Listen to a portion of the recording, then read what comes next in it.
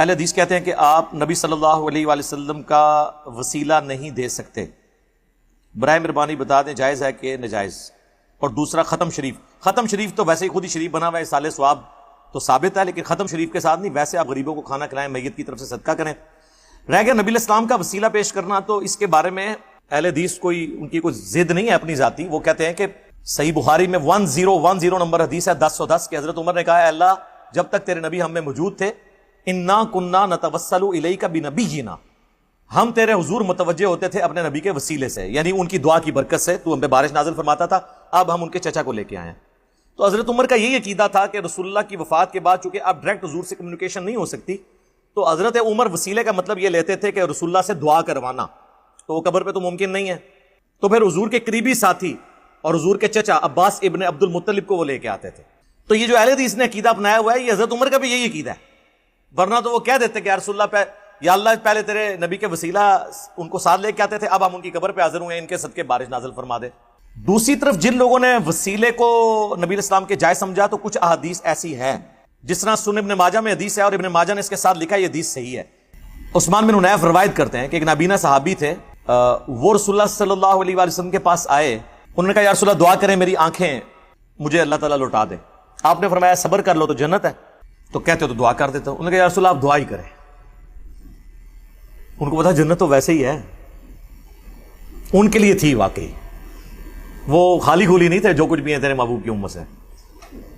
تو صحیح بخاری میں حدیث ہے، حدیث قدسی، نبی علیہ السلام فرمایا اللہ فرماتا ہے میں اپنے جس بندے سے آنکھیں لے لوں تو میرے ہاں اس کے پاس جنت کے سوا کوئی اس کی جزا نہیں ہے۔ ہاں نابینوں کے لیے خوشخبری ہے، جنت ملے گی۔ حضور نے کہا وضو کرو، 2 نفل پڑھوائے، اس کے بعد کہا کہ دعا کرو، اے اللہ میں تیرے نبی کے وسیلے سے تیری طرف متوجہ ہوتا ہوں، اور یا رسول اللہ میں آپ کے وسیلے سے آپ کے رب کی طرف متوجہ ہوتا ہوں۔ بس یہاں تک حدیث بیان کرتے ہیں، اس کے آگے الفاظ ہیں اے اللہ میرے نبی کی دعا میرے حق میں قبول فرما۔ حضور نے ان کے لیے دعا کی، ان کی آنکھیں واپس آ گئی۔ تو اس میں تو حضور سامنے موجود تھے، دعا کروائی، اور وہ دیکھیں دونوں صورتوں میں اللہ کی طرف متوجہ ہوئے، یا رسول اللہ آپ کے ذریعے اللہ کی طرف متوجہ ہوتا ہوں، اے اللہ میں تیرے نبی کے ذریعے تیری طرف متوجہ ہوتا ہوں۔ ابن ماجہ میں تو یہاں تک حدیث ہے، یہ تو وہی عقیدہ جو حضرت عمر کا ہے، لیکن اس کی ایک روایت طبرانی میں بھی ہے، اور امام طبرانی اس حدیث کو صحیح سمجھتے ہیں۔ معجم کے اندر 3 معجم لکھی ہیں، المعجم الکبیر، المعجم الصغیر اور المعجم الاوسط، اور امام طبرانی آپ کو چھوٹے بندے تو نہیں ہیں، امام بیہقی کے استاد ہیں امام حاکم کے استاد ہیں امام طبرانی، اور 360 ہجری میں فوت ہوئے ہیں، شروع کے ائمہ میں سے ہیں۔ وہ اس روایت کے آگے ایک اور حصہ لے کے آئے کہ حضرت عثمان غنی کے دور میں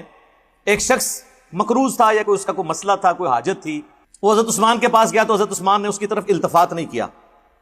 تو حضرت عثمان بن حنیف کے پاس وہ آیا، تو انہوں نے کہا تمہیں میں ایک دعا سکھاتا ہوں جو میں نے نبی الاسلام سے سیکھی ہوئی ہے، اور انہوں نے وہی دعا جو ہے نا اس کو سکھائی۔ اب حضور کو فوت ہوئے بھی آلموسٹ سمجھ لیں کم از کم بھی 15 سال تو گزر چکے ہوں گے حضرت عثمان کے دور میں، تو انہوں نے وہی دعا مانگی اور اس کی حاجت اللہ نے پوری کر دی۔ اس حدیث کے تحت امام طبرانی اور اہل سنت کے بعض ائمہ کہتے ہیں کہ نبی الاسلام کا وسیلہ حضور کی وفات کے بعد بھی کوئی اگر پیش کرتا ہے اور یوں کہتا ہے کہ اے اللہ میں تیرے نبی کے وسیلے سے تیری طرف متوجہ ہوتا ہوں، اور یا رسول اللہ میں آپ کے وسیلے سے آپ کے اللہ کی طرف متوجہ ہوتا ہوں، اس میں حاضر و ناظر کا عقیدہ یا علم الغیب والا عقیدہ جو خود سے بنائے ہوئے انہوں نے، ایک تو وہ ہے جو واقعی موجود ہے، ایک جو انہوں نے خود بنایا ہوا ہے، وہ نہ ہو تو کوئی کر لیتا ہے، تو یہ کوئی یعنی بدعقیدگی والا مسئلہ نہیں ہے۔ میری اس کے اوپر ویڈیو ریکارڈ ہے۔